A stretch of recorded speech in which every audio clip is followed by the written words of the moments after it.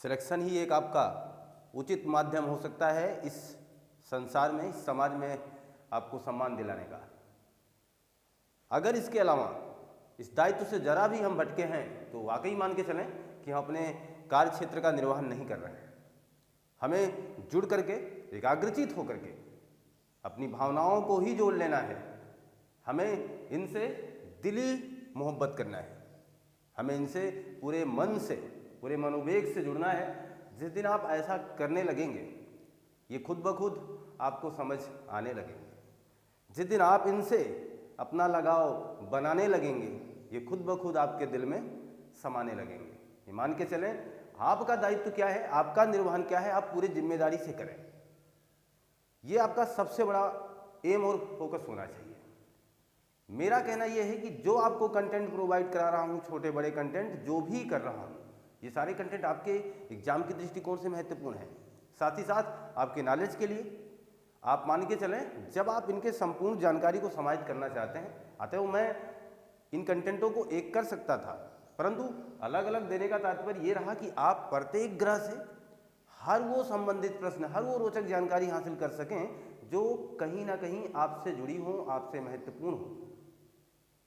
Clear है?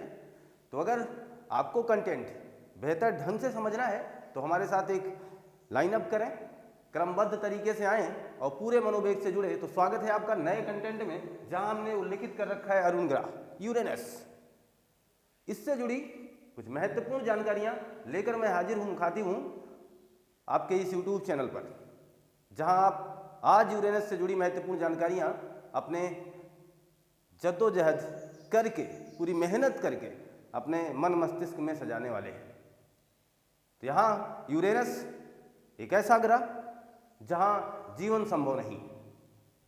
Uranus एक ऐसा ग्रह जिसे पहली बार, यानी कोई ऐसा ग्रह जिसे नंगी आंखों से नहीं देखा जा सका, कोई ऐसा ग्रह जिसके लिए दूरबीन एक सहारा बना, जिसके लिए दूरबीन ही एक सहारा बना, ऐसा ग्रह, एक अद्भुत ग्रह जिसको देखने के लिए हमें दूरबीन लाना पड़ा।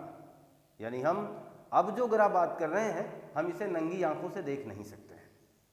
हम जब अपने गूगल पर सर्च कर रहे होते हैं, जब हम लिखेंगे सबसे ठंडा ग्रह, तो कम से कम 95% उत्तर इन्हीं के नाम का होगा। लेकिन दूर सबसे ज़्यादा वरुण है। ऐसे निष्कर्ष आप कैसे कर पाएंगे? ऐसी महत्वपूर्ण जानकारी की ये सीरीज है, ऐसी महत्वपूर्ण जानकारी लेकर के ये सीरीज आपके सामने हाजिर की गई है।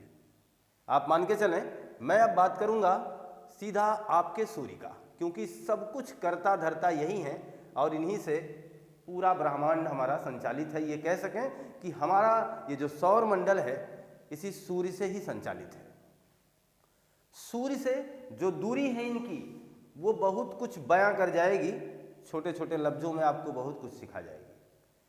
आप मान के चलें सूर्य से दूरी है 2869 एम के, यानी मिलियन किलोमीटर। आप मान के चलो ये खरबों में चली गई दूरी। यानी हमारी पृथ्वी 15 करोड़ थी, तब आज हमें ठंड महसूस हो रही है।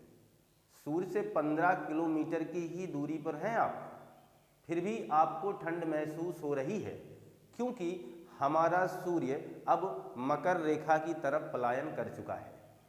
हमारा सूर्य अब भूमध्य रेखा के पार करके मकर रेखा की तरफ अपना रुख कर चुका है। अतः हमें अब ठंडी महसूस होनी शुरू हो गई है और ठंडी हो भी रही है। आप जरा सोच के देखो कि हम 15 करोड़ किलोमीटर मात्र दूरी पर हैं, फिर भी हम इतनी ज़्यादा ठंडी का एहसास करते हैं। ये 2869 एम के दूरी पर होंगे। जरा सोचना कि आपको अगर यहाँ रख दिया जाए तो आप कैसी ठंडी एहसास करेंगे, क्योंकि यहाँ तो सूर्य की किरण ही पहुँचने में 2 घंटा 40 मिनट का समय लेती है। आप बताना जरा क्या होने वाला है आपके साथ। अद्भुत ग्रह है, बहुत कुछ यहाँ जानोगे, आश्चर्य सा लगेगा। हमारे पृथ्वी पर सूर्य का प्रकाश आपको पता है 8 मिनट 16 ये सेकंड के आसपास पहुंच जाता है, कहीं कहीं ये 8.3 मिनट करके लिखा होता है। क्लियर है ना? 3 × 10⁸ मीटर पर सेकंड की रफ्तार से चलने वाला वो कौन? प्रकाश की किरण 8.16 सेकंड का समय ले जाती है हमारे धरातल पर आते आते। और यहां देख लीजिए, हुजूर आते आते बड़ी देर कर दी, 2 घंटा 40 मिनट का समय ले गए। ये 2 घंटा 40 मिनट मामूली वक्त नहीं है। आप सोचो जरा, जब इतना समय लग रहा है प्रकाश को आने में, तो क्या खाक ऊर्जा देंगे हमें? कुछ नहीं, ये भाड़ में जाए। क्योंकि सूर्य का प्रकाश यहां जब तक पहुंचेगा अरुण तक, बहुत कुछ धीमा हो चुका होगा। यहाँ का औसत तापमान -170 डिग्री सेल्सियस आंका जाता है। अधिकतम तापमान यहाँ देखा गया -243 डिग्री सेल्सियस। आप सोचो कि हम लोग क्या होंगे। ऐसी जगह हमारे जीवन की कल्पना ही कर लेना बेकार है। हम ऐसे उद्देश्य से बिल्कुल परे रहेंगे। आज के बाद हम इनके बारे में सोचेंगे ही नहीं। सोचेंगे तो बस इतना कि आप कैसे हो मेरे भैया, किस तरीके की आपकी बनावट है, क्या क्या आपसे प्रश्न हमसे पूछे जा सकते हैं। तो ये तो रहा आंकड़ा इतनी दूरी होने का, इसीलिए इनको ठंडा ग्रह कहा गया। क्योंकि आप बहुत दूरी है ना हमसे, हमारे सूर्य से आपकी दूरी बहुत ज़्यादा है, यानी बहुत मात्रा में आप बहुत ज़्यादा दूरी पर हैं। अतः हम आपको ठंडा ग्रह कहेंगे, क्योंकि आप तक प्रकाश सूर्य का सही से पहुंच नहीं पाया। अगली महत्वपूर्ण बात सोचो, जब हम गूगल को सर्च करते हैं, देखना जरा क्या मैं कौन से प्रश्न का उत्तर दे रहा हूं। जब मैं गूगल को सर्च करता हूं और उसमें पूछता हूं कि सबसे ठंडा ग्रह कौन सा है, तो उत्तर आता है 95% जगह यूरेनस। ऐसा क्यों? जबकि क्या? जबकि ये कि अरुण ग्रह से भी ज्यादा दूर है वरुण। ये 2869 अंक के है, तो वो 4496 अंक के है। एक दिन ऐसा था 2006 के पहले, जब प्लूटो भी ग्रह था, वो तो और ज्यादा दूरी पर था। तो सूर्य से जितना ज्यादा दूर जाओगे उतनी कम गर्मी पाओगे। इसका मतलब सबसे ठंडा ग्रह तो फिर नेपच्यून को होना चाहिए, होना ही चाहिए। बिल्कुल, नेपच्यून ही सबसे ठंडा ग्रह है। फिर ये गूगल में ऐसा क्यों दे रहा है? इसका भी कारण है। इसका कारण ये है कि जो अरुण है, ध्यान से समझने का प्रयास करें, जो अरुण ग्रह है वो अपने अक्ष पर, यानी ये ग्रह अरुण, ये अपने अक्ष पर, ये मान लीजिए इसका अक्ष है, यहां ये 97.77 डिग्री झुका हुआ है। अद्भुत है ये, यानी पूरी तरीके से लेट चुका है, इतना ज्यादा झुका है। तो इसका जो पोल है ना, पोल यानी ध्रुव, यहां पर 44 वर्षों तक रात रह जाती है, फिर 44 वर्षों तक दिन होता है। तो जब इतना बड़ा आंकड़ा, इतना बड़ा एरिया अंधकार में रहेगा, सूर्य का प्रकाश नहीं पहुंचेगा, तो बहुतायत मात्रा में ये ठंडा रह जाएगा ना। समझ रहे ना? इसका काफी ज्यादा एरिया जब सूर्य के प्रकाश के ना पहुंचने के कारण वंचित रह जाएगा, तो मान के चले वो ठंडा रह जाएगा। इसीलिए इसको सबसे ठंडा ग्रह कहा गया। यानी आनुपातिक दृष्टिकोण से देखा जाए तो सबसे ज्यादा ठंडा वातावरण यहां बना रहता है हमेशा, जबकि सबसे ज्यादा ठंडा ग्रह है वरुण। तो एग्जामिनर जो भी दृष्टिकोण अपनाएगा ना, आप उस दृष्टिकोण से तैयार हो जाइएगा। अगर वो ये ऐसा कहते हैं कि मतलब कौन सा ग्रह ऐसा है जिसमें ज्यादा ठंड बनी रहती है, तो अरुण है। सबसे ठंडा ग्रह वाकई में वरुण है। वैकल्पिक व्यवस्था में वरुण ना हो तो फिर तो अरुण से ही काम चलाना है। क्लियर है ना? तो ये सारी बातें आप समझ चुके होंगे, क्यों इसे ठंडा ग्रह हमारा गूगल दे रहा है, हमारे गूगल पे क्यों 95% उत्तर को यही माना जा रहा है। इसका सीधा कारण है, क्योंकि ये झुका हुआ है, और जब आप झुके हैं इसीलिए आपको लेटा हुआ ग्रह भी कहा जाता है। लेटा हुआ ग्रह कहा जाता है। आपको सबसे ठंडा ग्रह कहा जाता है, कारण मैंने स्पष्ट कर दिया। आप लेटा हुआ ग्रह हैं और आप ठंडा ग्रह हैं। अगली महत्वपूर्ण बात देखिएगा, ये जो अपने अक्ष पर है, यानी समस्त ग्रह आप जान ही रहे हैं, शुक्र ग्रह को छोड़ करके अन्य जो ग्रह हमसे मुखातिब हुए, जो भी हमसे मुलाकात करके अभी अभी आए हुए हैं, उन सारे ग्रहों का हमने देखा कि परिक्रमण और परिभ्रमण दोनों पश्चिम से पूर्व की तरफ था, यानी एंटी क्लॉकवाइज था। यानी वो पश्चिम से पूर्वी की तरफ जा रहे हैं, यानी इस तरीके की गति कर रहे हैं, इस तरीके की। तो ये आपका एंटी क्लॉकवाइज हो गया।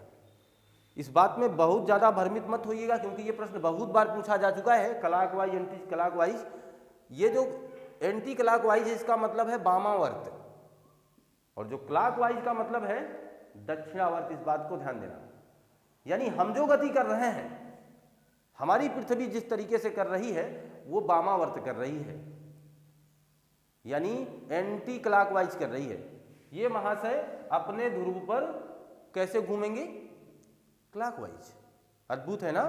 इसीलिए तो जब ऐसा कर जाएंगे ना, तो इनके यहाँ जो सूर्योदय होगा, इनके यहाँ जो सूर्योदय होगा वो पश्चिम में होगा। मजा आ रहा होगा आपको। यहाँ जो सूर्यास्त होगा वो पूरब में होगा। अगर ऐसा नमूना आपके साथ कभी आपके धरातल पर आ जाए तो बहुत कुछ अलग अलग दिखने लगेगा आपको, बहुत कुछ अलग अलग प्रकार से आप जान पाएंगे कि क्या हो रहा है हमारे साथ, है ना। अद्भुत है, ये जानकारी अद्भुत है। और ये क्यों हो रहा है, मैं सारी बातें आपके सामने कंठस्थ रूप से करवा रहा हूँ, पूरी जानकारी आपको देने का प्रयास कर रहा हूँ। आप लगातार बने हैं हमारे साथ, ये मुझे अच्छा लग रहा है। आप मान के चलें, लेटा हुआ ग्रह है, सूर्योदय पश्चिम में होगा, सूर्यास्त पूरब में होगा, कोई डाउट है नहीं। जब पश्चिम में निकलोगे तो पूरब में जाओगे, पूरब में निकलोगे तो पश्चिम में जाओगे ही। ये बातें क्लियर हो गई हैं। गति कर ही रहा है, घूम रहा ही है, झुका हुआ है, ये सारी बातें हो चुकी हैं। अन्य ग्रहों की तरह यहाँ की कुछ महत्वपूर्ण जानकारियाँ हमें और अपने साथ जोड़नी ही होगी। यूरेनस का नाम यूरेनस कैसे पड़ा? ये सारे ग्रहों की जानकारी है तो इनकी भी लेना है। यूरेनस का नाम यूरेनस कैसे पड़ा? तो ध्यान देना, एक ग्रीक देवता है, ग्रीक देवता ओरानस। ये ग्रीक देवता है ओरानस, जो प्राचीन ग्रीक देवता इन्हें मान सकते हैं। ये ऊर्जा के देवता थे, ताकत के देवता थे, संवर्ध के देवता थे। इसीलिए तो कहा जाता है अरुण ग्रह अगर ठीक ठाक है तो आपको मानसिक विकार नहीं होगा।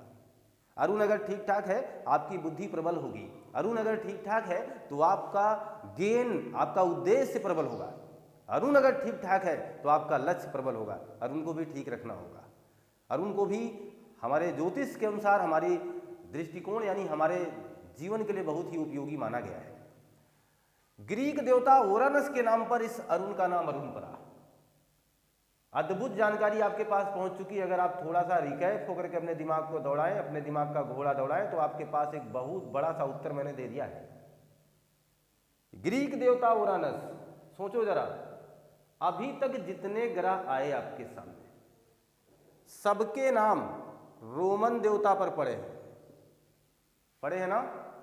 एक ऐसा ग्रह, इकलौता ऐसा ग्रह जिसका नाम ग्रीक देवता पर पड़ा है। बहुत बड़ी पॉइंट है, स्टार बना लीजिएगा। अद्भुत है, स्टार बना लीजिए और मजा आ जाए तो लाइक कर लीजिए। देखना जरा, ग्रीक देवता ओरानस के नाम पर पड़ा ये अद्भुत ये जानकारी, क्योंकि सब लोग रोम पर रख रहे थे और आपने क्या कर दिया, ग्रीक पर रख दिया। ग्रीक पर रख दिया। आप इतने ज्यादा ठंडे हो मेरे भैया, तो आपके यहाँ तो बर्फ बहुत ज्यादा मात्रा में मिल रही होगी ना। चलो मिलने दो। अगर आपके पास बर्फ की मात्रा बहुत ज्यादा है ना, तो मैं आपको क्या कहूंगा, बर्फदानों कहूंगा। तो किस ग्रह को बर्फदानों या किस ग्रह को बर्फीला दानों कहा जाता है, कोई संकोच अब आपको नहीं होना चाहिए इसका उत्तर देने में, है ना। यहां तक कि जो कहानी आपके सामने चल रही है ये मजा आ रहा होगा आपको। आप जरा ध्यान दो, गुरुत्वाकर्षण जो है, आप सोचो, अनुभव करो। अगर मैं आपको यहां ले भी जाऊं, आप जाना चाहोगी नहीं, क्योंकि खतरनाक एरिया मैंने पहले रख दिया है। अब यहाँ आपकी हिम्मत ही नहीं होगी जाने की, लेकिन फिर भी मान लो हम जाना ही चाहें, तो यहाँ अगर आप जाओगे तो आपका वजन भाई कम हो जाएगा, क्योंकि गुरुत्वाकर्षण शक्ति आपके पृथ्वी की ये 86% है। यानी अगर आप पृथ्वी पर 100 किलोग्राम के हैं तो यहाँ पर 86 किलोग्राम के होंगे, यानी गुरुत्वाकर्षण का मान कम है। अगली बात ध्यान देना, घनत्व में ये दूसरे स्थान पर है।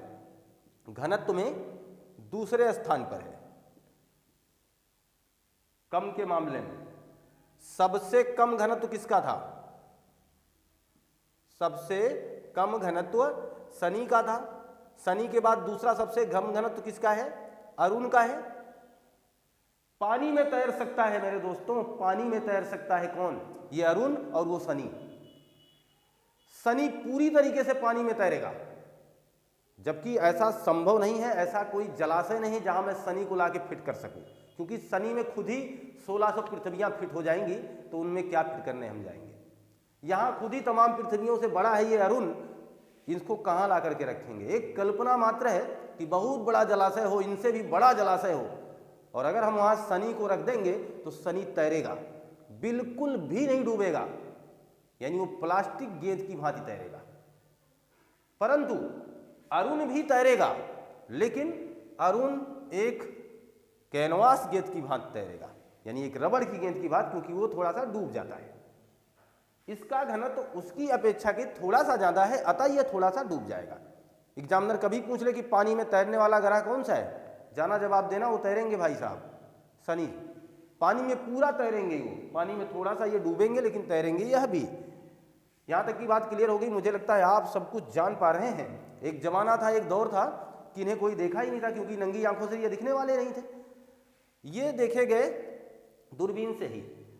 13 मार्च 1781 ईस्वी को विलियम हर्शल साहब ने इसकी खोज की।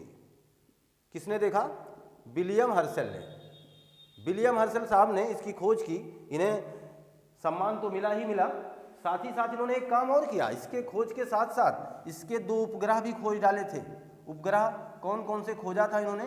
टाइटेनिया खोजा था, जो इसका सबसे बड़ा उपग्रह है। ध्यान दीजिएगा, इसका सबसे बड़ा कह रहा हूँ, ये पूरी ब्रह्मांड का नहीं कह रहा हूँ, ये इसका सबसे बड़ा उपग्रह है। टाइटेनिया खोजा और ओबेरॉन को खोज दिया था। टाइटेनिया और ओबेरॉन तो इन्होंने खोज दिया था। अभी हाल फिलहाल 27 उपग्रह बताए जाते हैं हमारे अरुण के। टाइटेनिया, ओबेरॉन, ये सब फेमस उपग्रह हैं। इसी में 1-2 उपग्रह और भी आप याद रख सकते हैं। एरियल किसका उपग्रह है? तो अरुण का। मिरांडा किसका उपग्रह है? तो अरुण का। ये फेमस हैं, थोड़े से बड़े हैं, आकार में हैं। इनकी अलग अलग समस्याएं या कह सकते हैं महत्व तो हमारे सामने आ चुके हैं, इसीलिए इनके बारे में कभी कभार एग्जामिनर पूछ लेता है। तो टाइटेनिया, ओबेरॉन की खोज किया था विलियम हर्शल साहब ने। उपग्रह है इनके 27 उपग्रह में ये शामिल है। एरियल और मिरांडा भी आपके सामने हम ला करके रख चुके हैं। क्लियर है? आपको पता है कि हमारा जो अरुण ग्रह है ये 84 साल में परिक्रमा करता है, यानी यहाँ का 1 साल हमारे 84 साल बराबर होगा। यहाँ तो बस यार 2 ही वर्ष जीना है हम लोगों को। 2 जी जाएंगे अद्भुत हो जाएगा, 1 ही जी जाए तब भी बहुत है। 84 साल, लेकिन दिन का मान देखना जरा, 17 घंटा 14 मिनट, यानी वही मामूली सा 7.5 घंटे की रातें, 7.5 घंटे के दिन। एक अलग है ना माहौल यहाँ का। फिर ऐसे माहौल में क्या जाना, हमें यहाँ रहने का स्थान ही नहीं पाना है, हम वहाँ जा ही नहीं पाएंगे, ऐसी तमाम समस्याएं हमारे पास हैं ही।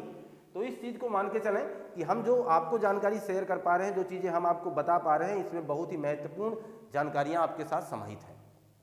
मान लो मैं ले चलूँ आपको वहाँ पर, तो आप अपनी नाकें बंद करते रह जाओगे। जानते हो क्यों?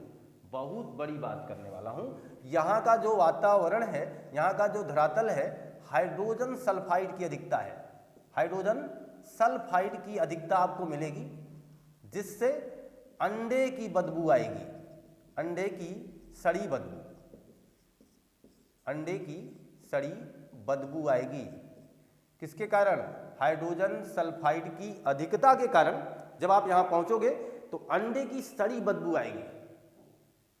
तो ये बात ध्यान देना कि किस ग्रह पर जाने पर सबसे ज्यादा बदबूदार ग्रह कौन सा है? यही है मार्स है। यानी सुंदर भी है और बहुत ही ज़्यादा बदबू यहाँ है, यानी बहुत ज़्यादा गंध दुर्गंध आपको मिल जाएगी। आप वहाँ जब पहुँचेंगे तो आप रह नहीं पाएंगे, क्योंकि हाइड्रोजन सल्फाइड की अधिकता है, आता वहाँ पर बदबू बहुत ज़्यादा होगी। हमारा एग्जामिनर यहाँ से प्रश्न पूछ सकता है, हमारा एग्जामिनर ये पूछ सकता है कि कौन सा ग्रह किस रंग का है। तो आप बताना जरा, जब इनकी बात आएगी तो आप इनको नीला बता देना। ये ग्रह कैसा है? नीला है। मीथेन की अधिकता है, मीथेन की अधिकता है। ये ग्रह इसलिए नीला है। बर्फ का दानव क्यों कहा गया? क्योंकि पूरा बर्फीला है, इतना ज़्यादा ठंडा है। बर्फ इसके आधे एरिया पे तो हमेशा बर्फ ही जमा रहता है बहुतायत मात्रा में, तो बर्फ का दानव कह दिया गया। बहुत ज़्यादा आप ठंडे हैं, इसलिए मैंने आपको ठंडा कह दिया। सूर्योदय इधर उधर हो रहा है, सारी बातें आपके सामने आ चुकी हैं। अब जरा ध्यान दें, महत्वपूर्ण बात और मैं बता दूं, यहाँ भी रिंग है, इन पर भी रिंग है, इन पर भी छल्ले हैं, इन पर भी छल्ले हैं। और वो जो छल्ला है ना, ये भी छल्लेदार ग्रह है, छल्लेदार ग्रह।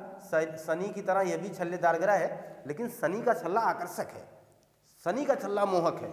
ये इतना आकर्षक खूबसूरत नहीं है, लेकिन फिर भी इसकी खूबसूरती में चार चांद लगाने के लिए काफ़ी है। यहाँ देखिए इन छल्लों का नाम याद कर लेना। एक छल्ला है अल्फा, बीटा, गामा, इप्लिसान। ये जो छल्ले हैं ये पूछे गए हैं एग्जामों में। इप्लिसान ये इतना छल्ला है, और इन छल्लों में सबसे चमकीला छल्ला, सबसे चमकीला छल्ला कौन सा है? इप्लिसान है। छल्लेदार ग्रहों में अल्फा, बीटा, गामा, और सबसे चमकीला छल्ला है इप्लिसान। इन पर भी छल्ला है, इन पर ये सारी चीजें हैं। बाकी बातें आप बात मान के चलना। मैं ये क्लियर कर पाया हूं कि आपके पास महत्वपूर्ण जानकारी अरुण संबंधी शेयर कर पाया हूं। एग्जामिनर ने बहुत बार पूछा है कि किसे लेटा ग्रह कहा। एग्जामिनर ने बहुत बार पूछा कि सूर्योदय सूर्यास्त उल्टा होने वाला ग्रह कौन सा है, किस ग्रह को बर्फीला दानव कहेंगे, कहाँ बर्फ की हमेशा बर्फ जमी रहती है, कौन सबसे ठंडा ग्रह है, और इसके पास उपग्रह कितने हैं, इस लेटा क्यों है, कौन सा ऐसा एकमात्र ऐसा ग्रह है जिसका नाम ग्रीक देवता के नाम पर रखा गया है, वो अरुण है। हाइड्रोजन सल्फाइड की अधिकता के कारण यहाँ अंडे की बदबू आएगी।